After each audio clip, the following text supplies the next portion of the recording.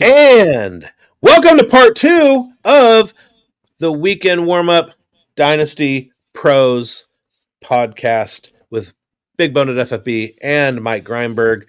And let's get a pose while I hit pause. Mike's coming back in just a second, everybody. He's got a very small bladder. It's a Canadian. So it's been long enough that I totally forgot where we were at, but welcome to part 2, everybody, of the Weekend Warm-Up season finale. One thing that I forgot to mention, and I think you guys are all going to find this interesting, especially if you watch, and if you're watching right now. So Mike and I are developing. Now, let me just start by saying the Weekend Warm-Up is fantastic for lineups, starts and sits, injury news, things like that, getting you ready for your Sunday during the season. Well, it's not the season anymore. It's not even the same year. We're in 2024 now. Even though this is the 2023 Weekend Warm-Up, we're now in 2024. So the calendar has flipped. The fantasy season is over. And so Mike and I are looking at this going, well, we really enjoy recording these podcasts on Thursday night and we like working together. So how can we keep this going? So what we have on the table is complete with a new intro, new title cards, new graphics, everything from dynastyprosfootball.com is our new podcast, which is the same podcast with a different name. It is going to be called the Dynasty Pros, football.com, Dynasty Obsession, : we're obsessed with colons. No. DynastyProsFootball.com, Dynasty Obsession, : no offseason. Dynasty Obsession, no offseason. Because in Dynasty, there's no fucking offseason. So, look for that. We will be dropping episodes starting next week. And we're going to be doing things like mock drafting, rookie drafts, startup drafts, dynasty dilemmas, dynasty debates, Devy debates, rankings. All of that stuff is coming at you from Mike and I. Let's go. Yeah, I'm excited to keep it going in the off season, and don't forget that we will be back for season 2 of the Weekend Warm-Up. Don't get us wrong, right? Of course. 2024. So right. And if things go the way that we want them to, Dynasty Obsession, no offseason, will become its own podcast as a spinoff, and we'll be doing both. But give us till September to develop that. Yeah, man. Anyway, welcome to part 2.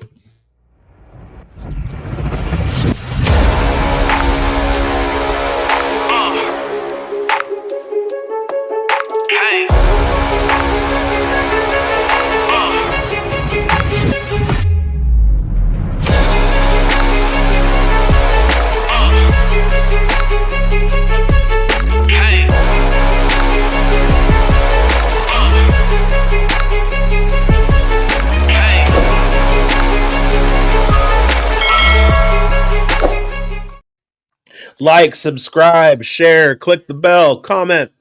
Let's go. Welcome back to the Weekend Warm-Up 3-part season finale, 3-part season finale with your hosts at Big Boned FFB and my partner in crime, my co-host Mike Greinberg at FF Connect 99.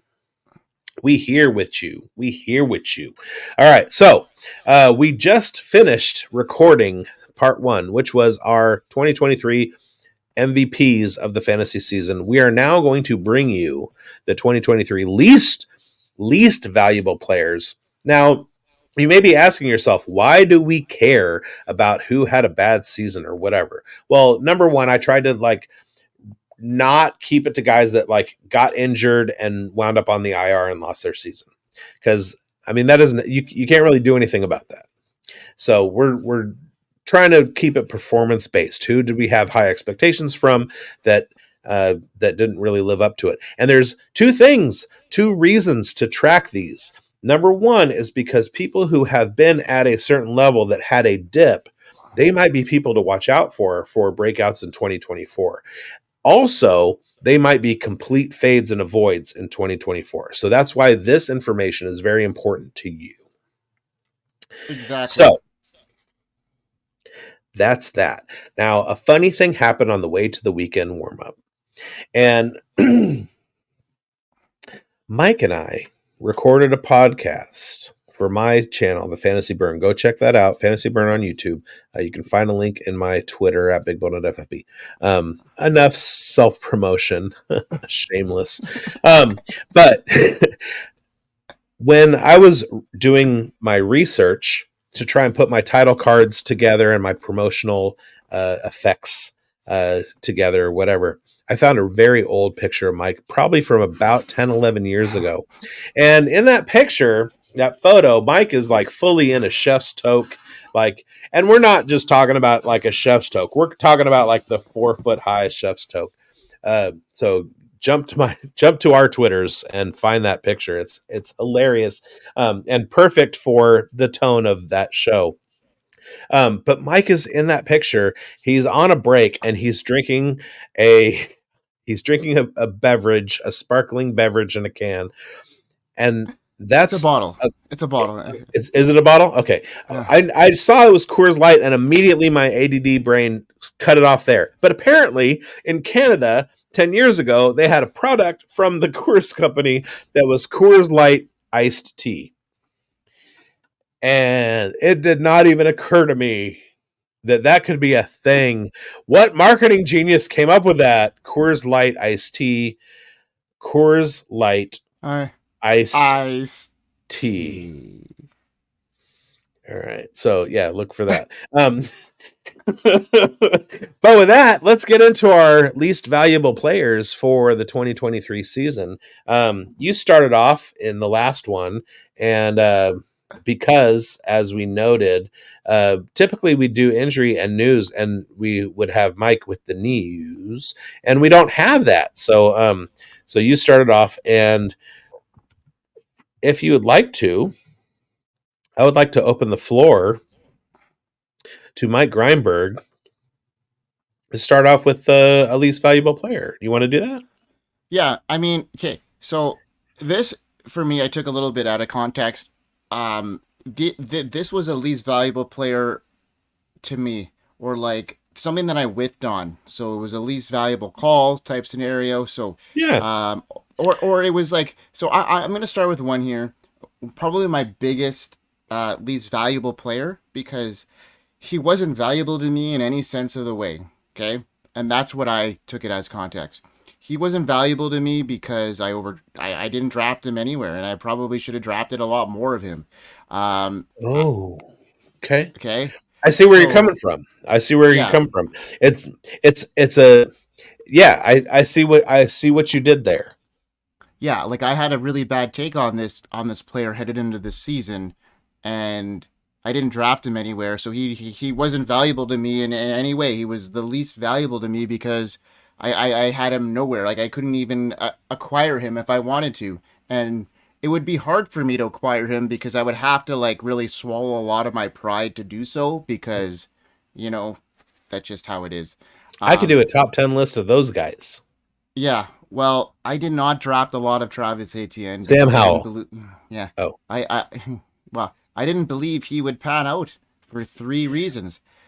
Doug Peterson was not well known to have, a single running back take on, a lot of the snaps. He was a running back by committee coach. I thought that Tank Bisbee would be better than he turned out to be. Trevor Lawrence, isn't really a check down quarterback. So I didn't think that Travis Etienne's target share could increase, and I thought it would be limited. But Etienne came out of the gate hotter than any other running back. I think he had 7 touchdowns in the first 4 games. Etienne did fizzle out in the mid part of the season, but that is probably due to the heavy workload he was getting. Etienne had a great season and did finish 2023 with 953 yards on the ground, adding 53 receptions, which I didn't think was possible, for an additional 446 yards through the air, 12 touchdowns, good for RB2 on the year. I faded him. It was a bad on my behalf. he was a great receiver in college. They tried to profile him in his senior year as so. I didn't knock his receiving potential. I just didn't think there was a role for him in that offense. He also had a bad offensive line, like as a run blocking line. Not a bad offensive line as saying is protecting the quarterback. They had a bad run blocking offensive line headed into this season. And Etienne isn't very good up the middle, which he proved to continue to be. And he wasn't great in the red zone. So a lot of reasons why I was off of him, and he just proved me wrong. And he had a great game at the end of the year here, and I called him as one of my starts of the week last week, and he had an incredible game.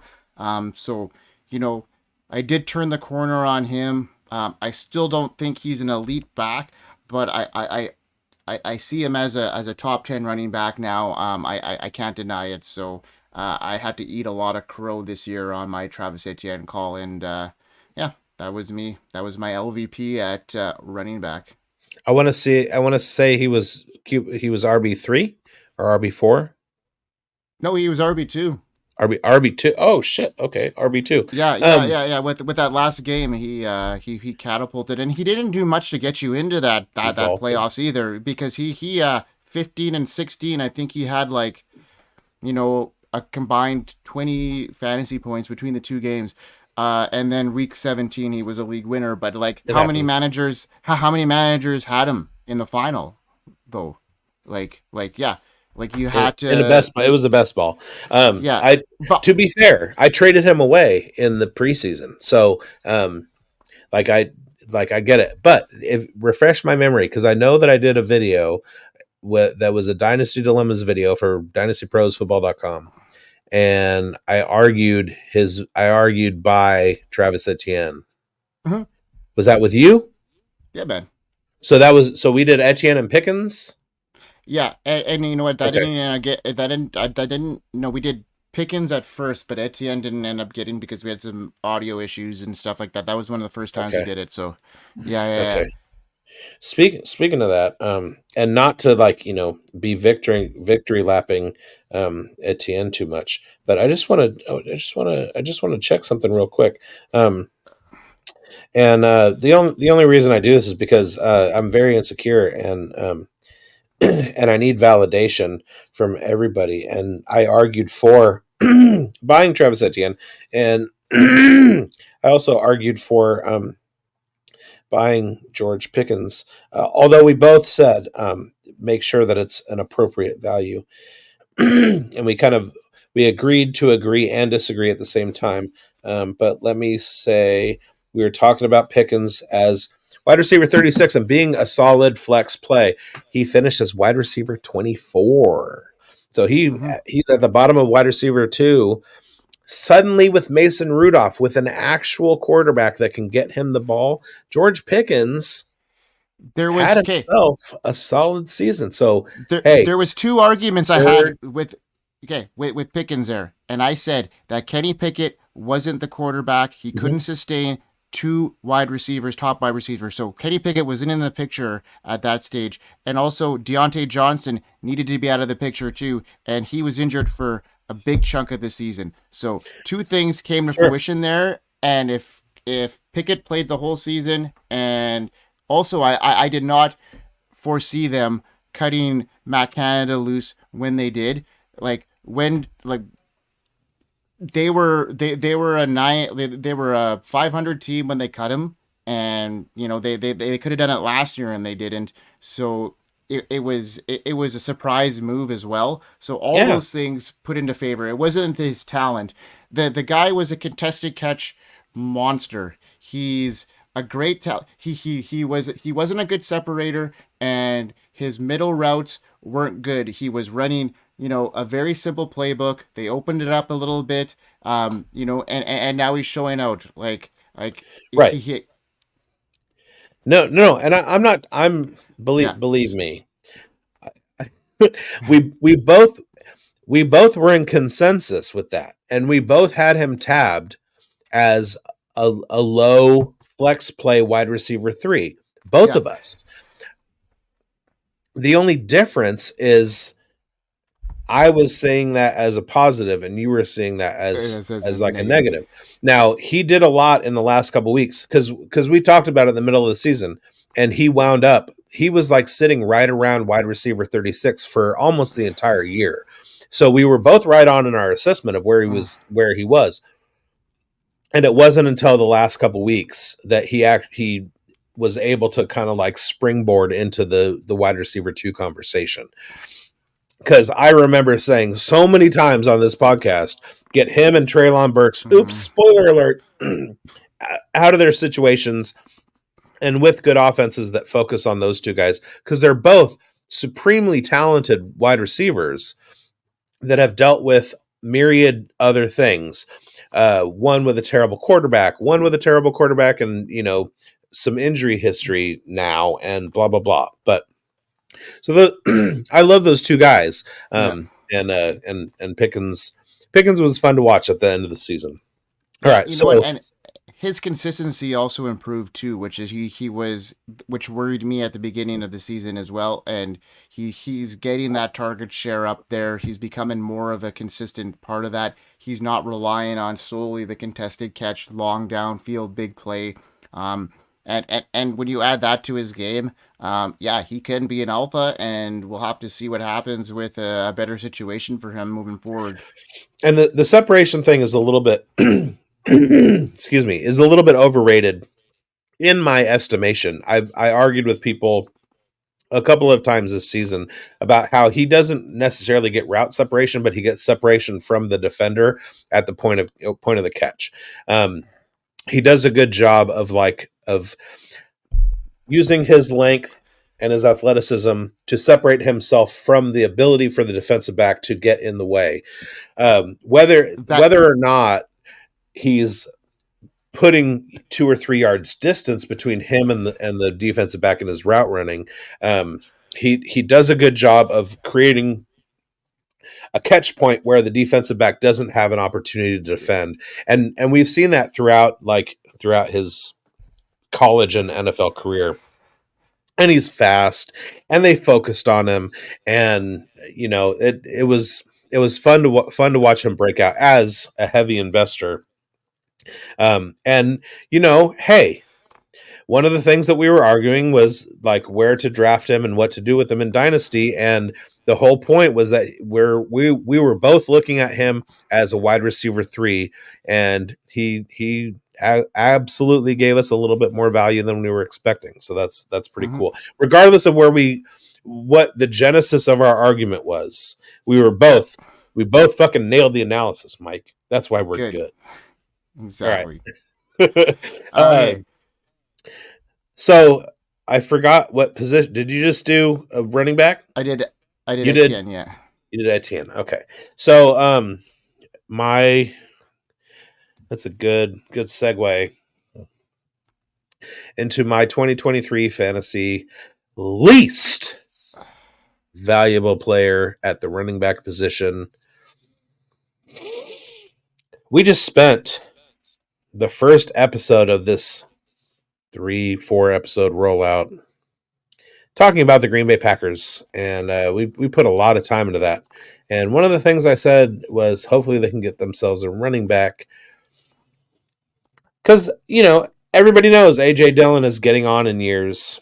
In Dynasty, you really want to you want a rookie breakout, and then you want to hold on to him for a couple years and then sell high. And this man, I invested a little bit too much in.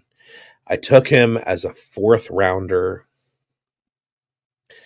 and he finished the season as the RB 41.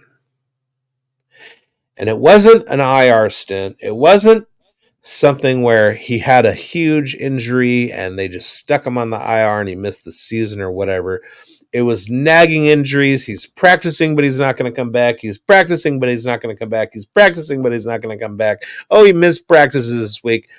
Aaron Jones is my least valuable player at the running back position, drafted in the 4th round, finished as RB 41. When I said last episode that I had Jahmyr Gibbs in a league that you and I were both in, and I've just barely missed the playoffs in that league. Aaron Jones was the major reason that Jahmyr Gibbs couldn't overcome. I went into that season thinking I got Jahmyr Gibbs and I got Aaron Jones as a value play in the fourth round, and I'm going to do well. And Aaron Jones absolutely sunk me. So for that, LVP, baby. LVP Aaron Jones. All right. So No, my LVP at QB oh, QB. happens to be Daniel Jones. Mine is a B too. Uh, I drafted Daniel Jones in so many of my Superflex leagues as my QB2. I know his injury deflated his season, but his potential looked great to start the year, but he looked horrible He in the looked like chances that shit he. before he got hurt. Yeah, exactly. He looked horrible. I had a pretty aggressive projection on him. I had Me him too. cracking the I had him cracking the top 7 at the position. I mean, he did finish as the QB8 in 2022. I thought he could progress. I thought he looked better in camp. He was making some more decisive throws, He but had in some the new end, weapons. exactly, Darren Waller. Here's another one I'm going to talk about later on. No, you're not. I am. But we both are then, because, um, you know, uh, he just underperformed. It might have had something to do with his offensive line that just was in disarray to start the year. I think they gave up like probably 7 sacks a game to start the year on average. It was insane, and he was just completely under pressure all day long. And I drafted him heavily. He definitely stung me in a lot of leagues. So Daniel Jones is my 2023 quarterback LVP. Yeah, I pegged him for a good year too. You you don't come off a top 10 finish and expect to have as down a start as he did, especially given like what you just talked about, like the atmosphere he was coming into at the beginning of the season, and it just like it went from bad to worse. And I don't know. Didn't check because he was not my least valuable player. Because sadly, I had a lesser value at quarterback. Two of them, in fact. I was waffling between my guy and Desmond Ritter, who, I defend Desmond Ritter. He's got some upside. He's got some play to him, and he ran into some scheme problems. He ran into some injury problems, that kind of thing. I think the benching of him for Heineke was a little bit short sighted. On, I mean, like, come on, Arthur Smith, you got this guy at quarterback who, like, he has running upside. Your problem is not your quarterback. Your problem is the fact that you're not showcasing Bijan Robinson, who I was going to take as my RB least valuable player, but then it turns out that he finishes the RB12, and I really can't fault just about everybody said don't take Bijan in the first round because you're putting too lofty an expectation on him, and it was kind of true. He did finish as a first rounder. Like, he was an RB1 at the Yeah. finish, but some of those weeks were just like incredibly hard to own him. But my quarterback least valuable player is Bust Young. I mean, Bryce Bust. I mean, Bryce Young. This guy, the number one pick in the entire NFL draft, handed the keys to the kingdom in Carolina. One of my more important leagues, he was taken in the second round. Now, this is a single quarterback league. I didn't take him in the second round. I didn't have any Bryce Young shares. So this is not a least valuable to me personally, because Ritter probably hurt me more, like, because, yeah.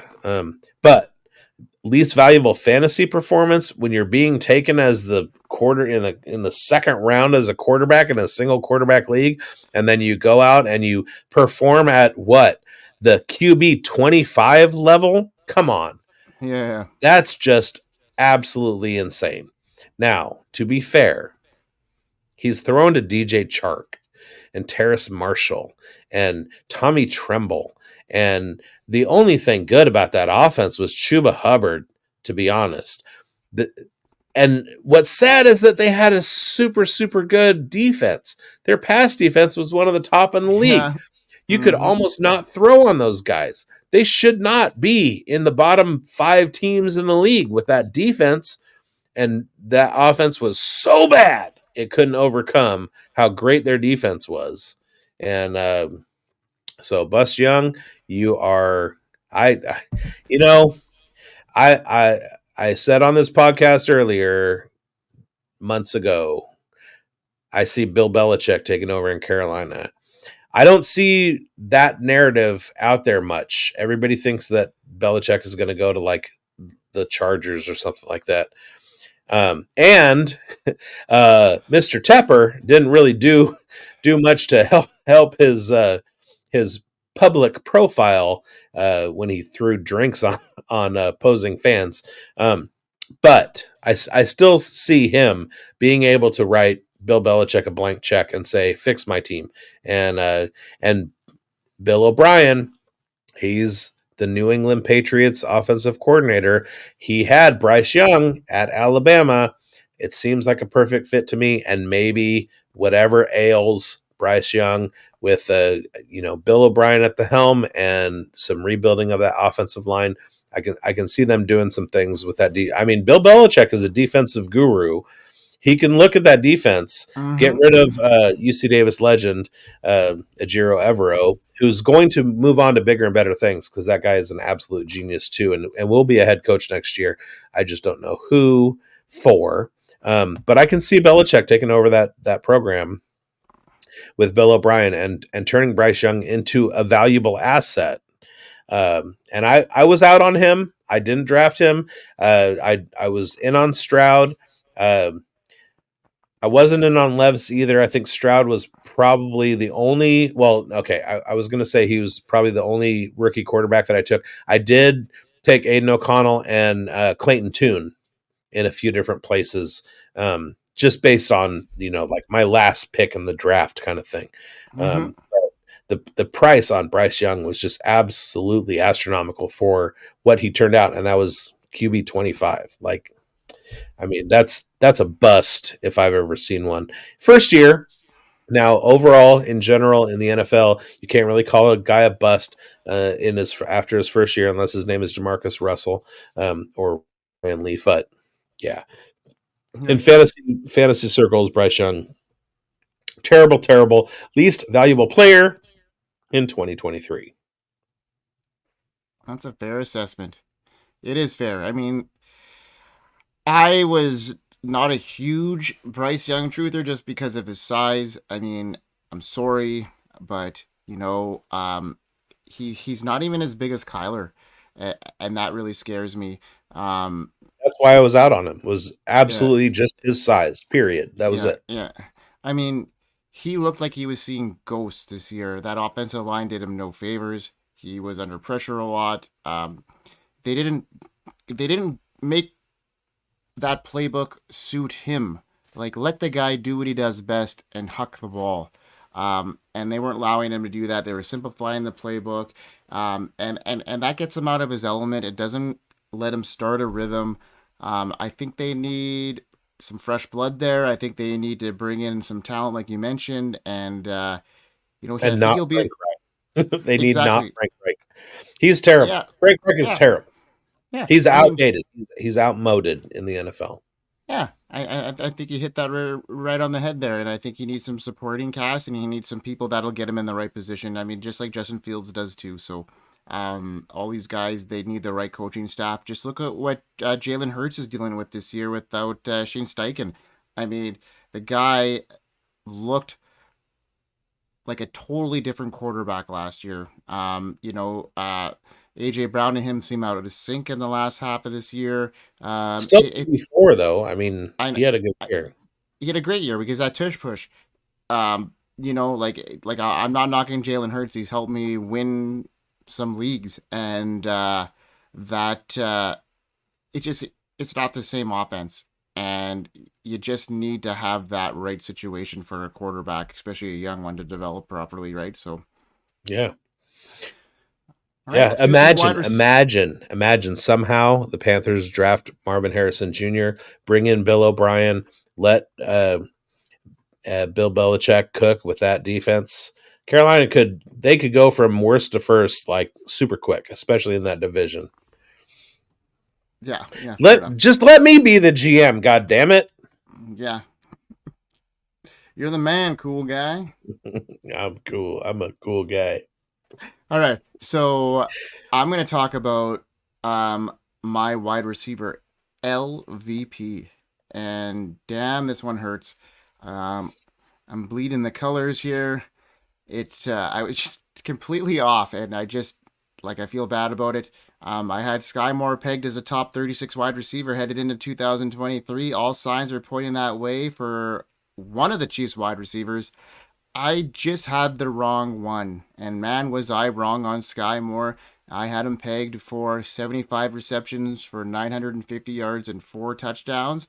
What we really got was 21 receptions for 244 yards and 1 touchdown. On that pace, it would have taken Sky Moore 4 years to hit the projection I set out for him at the beginning of the year. That was a huge whiff. I'm sorry, folks, but if there's any silver lining here, we got to see who was that wide receiver, and that wide receiver was Rashi Rice, and I'm excited for that guy's future. He looks good. I should have been a little bit more savvy on that one, and I should have had that one coming, but I just didn't think another rookie wide receiver would be able to get into that offense and produce. But without any veteran presence, somebody was forced to do that, and talent always prevails. And Rashi Rice was the more talented wide receiver there, and now he has been the great story of this year for the Chiefs, if you can think of any, outside of Isaiah Pacheco. So I love those two guys. I think they both have bright futures with the Chiefs, and I'm looking forward to seeing what the future holds. But yeah, my Sky Moore was a whiff, and yeah, I'm going to own up for it. LVP. Again, refresh my memory. Did we talk about Sky Moore in our Dynasty Dilemma, or was that somebody else? That was us, yeah. Okay, so we did Etienne, Pickens, and Sky Moore, Mhm. and I was okay. So what's really tragic is that Trey Tucker, who when the Raiders drafted Trey Tucker, I was out of my skull angry with that pick, and he had a better year than Sky Moore, Mhm. which is tragically sad. I feel for you, bro. Like I get it. Yeah, I don't need to get into any more of that. Like Patrick Mahomes doesn't make anybody better, like that kind of thing. You know, I don't need to get into that. All right, so I'm gonna eat this one. I'm gonna eat this one hard. So in the 2022 rookie drafts, this guy was my wide receiver uno. One. My wide receiver one. I watched all of his college tape. I saw what this guy could do. He came out as an early declare. He had the physical profile. He had the production. He absolutely torched Alabama in his junior year as a true junior. And torching Alabama in 2021, 2022, there are so many guys that play for Alabama on that defense that are NFL caliber. And this guy absolutely destroyed them. And I had super high hopes for him. So he comes in as a rookie, and there's some talk about him, and oh, well, he's got this and he's got that, and blah, blah, blah. Whatever. He didn't really show out for the combine, but he had a better pro day. And if you look at some of his next gen stats, the top speeds that he was getting to when he was in college were in the 21, 22 mile an hour range. So he had a knock on his speed because of his 40 time, but the dude can absolutely fly when he gets it going. And his team kind of misused him. So going into his second year, he was supposed to be the wide receiver one in Tennessee. And they went out and they got DeAndre Hopkins. And Treylon Burks, who was supposed to be the replacement for A.J. Brown as the alpha dog in that wide receiver room, had himself an absolutely atrocious year and caused me to wait a second year for his breakout. And I am telling you, this summer, every single article I do will have Treylon Burks as my third year breakout candidate for 2024. I drafted him in the 9th round. I took him as my first Scott Fishbowl wide receiver. I had such high hopes for him, and he finished as wide receiver 117. Now, in fantasy parlance, we talk about wide receiver 1, and that's the top 12. We talk about wide receiver 2, that's the top 24. We talk about wide receiver 3 in some leagues, that's top 36. Then we start getting into the flex, and in PPR leagues, I tend to start wide receivers over running backs. So, late 30s, early 40s wide receivers, I'm looking at them for a flex 1. 117 is not rosterable. In the Scott Fishbowl, this wide receiver that I took in the 9th round, my first wide receiver taken, I did not have him in the starting lineup in the Scott Fishbowl the entire season. Treylon Burks, woo pig suey, go Hogs, my Arkansan homeboy is my least valuable player, wide receiver position, 2023 fantasy season. Don't do me wrong next year, buddy. Don't do me wrong. What do you mean Burks got bite? Barkwis root beer. Burks. What do you mean Burks? You know what's really good? This Johnny? should be a whiskey minute. Barks and bourbon. Thumbs up for me, dog. All right. Okay. Let's see if I can finish the third part of this podcast, shall we? We've got a tight end to get through before our third part. Okay, so we are going to talk about my whiff, and geez, man, say whiff. Whiff, and it was like whiff. It was a whiff, and it kept whiffing on me year after year, and I keep going back to the well like it's like, I don't know, a bad drug, like. I'm not going to lie, I fell for Darren Waller, the hype again. He was being drafted this year. I thought, when I started drafting Darren Waller, I was getting him as the tight end 10. I'm like, oh, I'm such a steal. I'm stealing everywhere. And then, the market crept up. And then, in some of the bigger leagues I was getting into, he was getting drafted as, the tight end 5. That's where kind of ADP ended up settling. I saw him go as high as people were reaching for him as the tight end 3, which was just like, oh my God, this could be for real, and I'm thinking with my thoughts on Daniel Jones, and that was my first whiff of the day. I thought that Darren Waller was in line. He was going to get in line to get fed. In hindsight, I just, I had him in my lineup for years, like that hamstring, just, I should have known better. I should have known better. People were warning me, some of the better analysts out there were just talking about, I'm not going to invest in him because of his hamstring. And, an aging tight end that, didn't break out till late. Should have known better there. And, he bit me in a lot of leagues, but luckily, I had a lot of investment in Trey McBride, so that helped me out a lot. But, had I had both those guys go off, it would have been even better, but it didn't end up happening. So Darren Waller sunk a lot of ships. But Trey McBride was my lifesaver. You, me, and everybody else. Okay, so let's get let's get into Darren Waller for a second because I need some time to kill while I try and think of who my tight end least valuable player is because Darren Waller was my tight end least valuable Well, no. player. Well, then add to that then, because you don't need to add another one. Like No, I any. do. I do. I have one. I have one. Okay. Okay. So just like you, I bought in. Now, that's especially egregious from this guy. I can understand you doing it, but I watched this guy. I watched his work ethic. I watched his hamstring issue.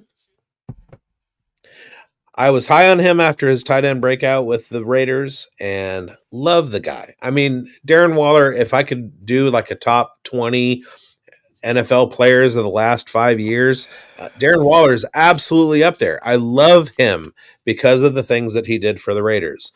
And I was very skeptical. I faded him last year in my home league. I took him in our startup draft and immediately traded him away because I knew his value was much better than what his production was going to be on the field. And so for a couple of years, I faded him. And this year, new scene, I thought I'm going to buy in. Now, to be fair to me, I did it in a very measured way. I drafted him in a tight end supercharged best ball thing where I didn't allow him to hurt me, but my expectations for him going into the season, and I did argue with people who said, uh, he's bad. And I said, no, he's really good. And this change of scenery might be great for him. I also argued the other way with some of the medical doctors on Twitter. Not really argue, but I did ask them, like, as you get older with a hamstring injury, that thing tends to linger. It doesn't really go away. You just keep re-aggravating it. It doesn't.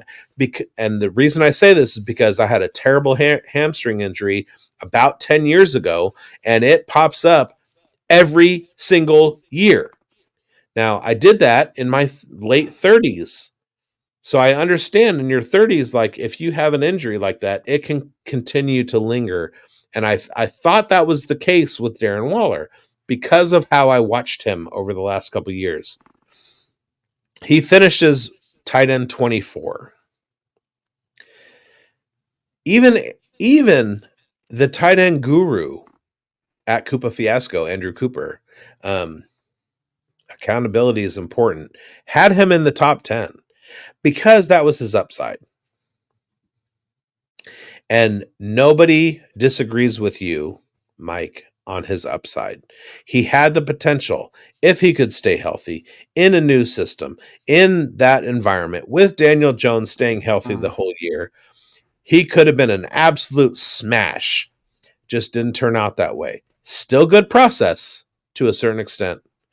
Poor results. But so like you and I are same page in the fuck out of that one. I'm going to go with my least valuable player at tight end position in fantasy football in 2023, Cade Otton from Tampa Bay. Okay, let's talk about Cade Otton a little bit. Cade Otton had a couple breakout games as a rookie. He went to Germany and absolutely showed out. He was supposed to basically take over in 2022 for Rob Gronkowski. He was supposed to be the tight end focal point in that offense. And I had high hopes for him going into this 2023 season. After the rookie year that he had, the potential that he showed, I don't know if it's a Baker Mayfield thing. I don't know if it's a Mike Evans thing. I don't know if it's a scheme thing. But Cade Otton absolutely did not produce the way that I thought he was going to. And so at the tight end position, all things looking at it on balance, he is my least valuable tight end 2023. And when you look at that offense in retrospect, like the way that Baker Mayfield had his career year, he threw 28 touchdowns, you know, highest completion percentage of his career. I think it was about 64%. He threw for like 3,800 yards. Like, where was Otton in that? Obviously, you know, in that Super Bowl run that they had in 2021, you had Godwin there, you had Mike Evans, and then you had Gronkowski. So, like, why couldn't, Kate Otton be successful in that offense? But you know what?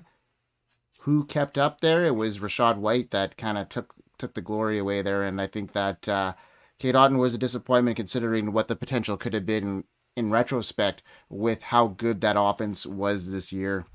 Yeah, and kind of for some context, in his rookie season, which is typically like rookie tight ends don't do very well, he had one, two, three, four double digit games, right?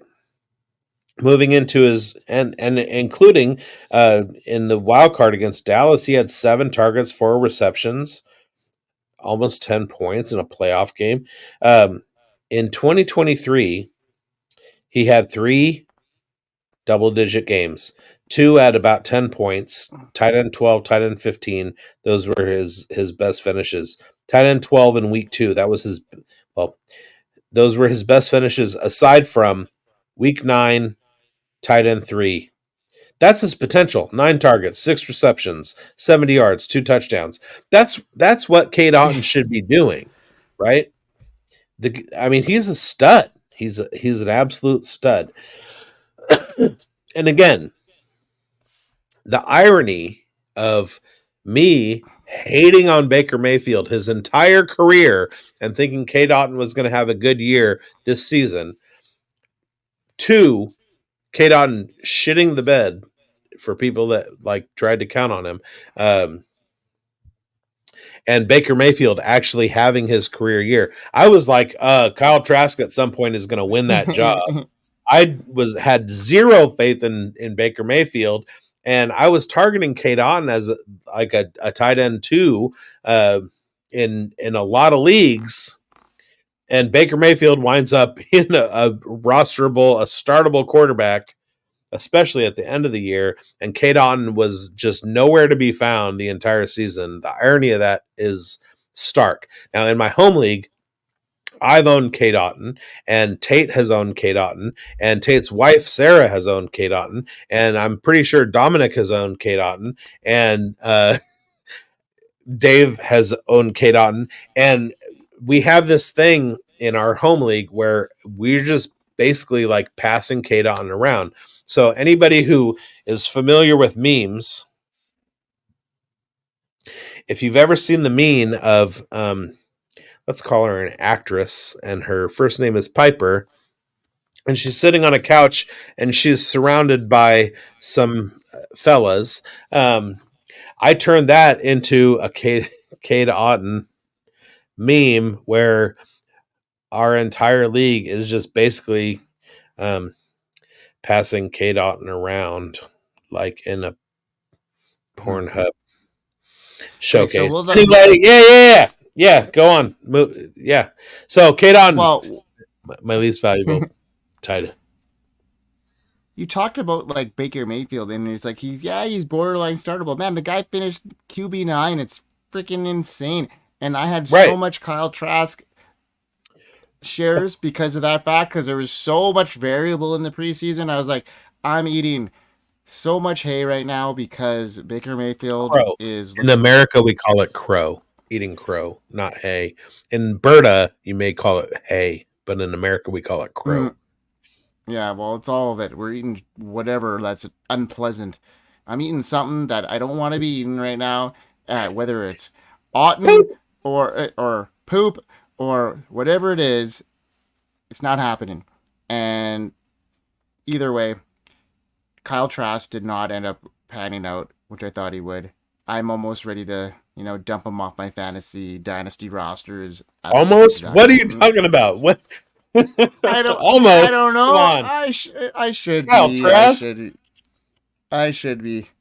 I don't know. Now, so the first podcast that I ever recorded, the Baker Mayfield, I want to say Saquon Barkley, Lamar Jackson, that draft. The first podcast I ever recorded. We had a podcast called Football as Fuck. And the first one we ever recorded was a live reaction show to that draft. And in that draft, uh, I said that if Cleveland wanted to succeed, they needed to draft Saquon Barkley. And they took Baker Mayfield. And I faded the shit out of Baker Mayfield. Mm. And later on, my buddy was fading Lamar Jackson. And I was like, no, don't do that. He laughed that Lamar Jackson was taken by the Ravens. If I'm not mistaken, was not Rashad Penny part of that draft? That's when Seattle took Yes. him. Yeah. And right, and he laughed at that too. And I was like, no, Rashad Penny, he's good. And Rashad Penny is Raheem Mostert, is all those guys that get injured. But what sticks out to me the most is I said, Cleveland takes Saquon Barkley. Could you imagine Cleveland with Saquon Barkley and not Baker Mayfield? Like, so, okay, let me say this. I am an advocate for guys like Jordan Love, guys holding a clipboard for the first 5 years of their career. I think that's how great quarterbacks are made, and we're in an immediacy in the NFL where guys have to come out. Like, I just picked Bryce Young as my least valuable player. In my personal perfect world in the NFL, Bryce Young would have been drafted and sat behind a competent NFL quarterback for the first 3, 4, 5 years of his career before he was able to take over. Because I'm an old guy, and that's how it used to be. That's how quarterbacks came into the league. There was only one Joe Montana who, in his second or third year, like completely took that team to the Super Bowl, which based on his defense. But that's kind of my point, is that it usually takes guys a few years, especially quarterbacks, to learn the entire system. And in the NFL now, we have constant turnover with head coaches, offensive coordinators, systems, quarterbacks. Like, it's a win now environment. And that's just somehow impossible in the NFL. And you look at Baker Mayfield as a prime example of that. It took him 5 years before he finally settled down and became the quarterback that everybody thought he could. You look at Johnny Manziel, who I want to say was drafted the year before Baker Mayfield, who totally washed out with the Browns. Well, what happens if Manziel is not the anointed one his rookie season? What happens if he is told, look, you're going to have 4 years of carrying the clipboard? Look at Jordan Love. Jordan Love completely destroyed this year. And what did he do? He carried the clipboard behind Aaron Rodgers. What did Aaron Rodgers do? He carried the clipboard behind Brett Favre. It's a rare quarterback you can find that is going to come in and be an MVP level quarterback in his first season. Brock Purdy, Lamar Jackson, right? It usually takes guys a little Yeah. bit of, so that Baker Mayfield, Kate Otten dichotomy, it totally fits for me. Why we shouldn't expect Kate Otten to do anything until year 5, because that's traditionally the way it's been for tight ends. That's the kind of tight end he is. Baker Mayfield, same thing. Shouldn't have expected anything rookie season. This year, shouldn't have faded him. I thought he was washed. He didn't perform well. You know who next year? Sam Darnold is going to set the league on fire. Let's go. All right. Well, that about wraps up our LVPs and Brendon Booth's ladder rant on Cleveland Browns quarterback Shaker Baker Mayfield. I love Let it, man. Baker cook. Let Mayfield bake. You know what? I like to rant. So, hey, this was part 2 of our slow roll of the weekend warm-up season finale. We are going to come at you right away. Well, we're going to come at you right away. It's going to take some time for Nick to get this episode out to you, but watch out for episode 3. That'll be our top 10 lists.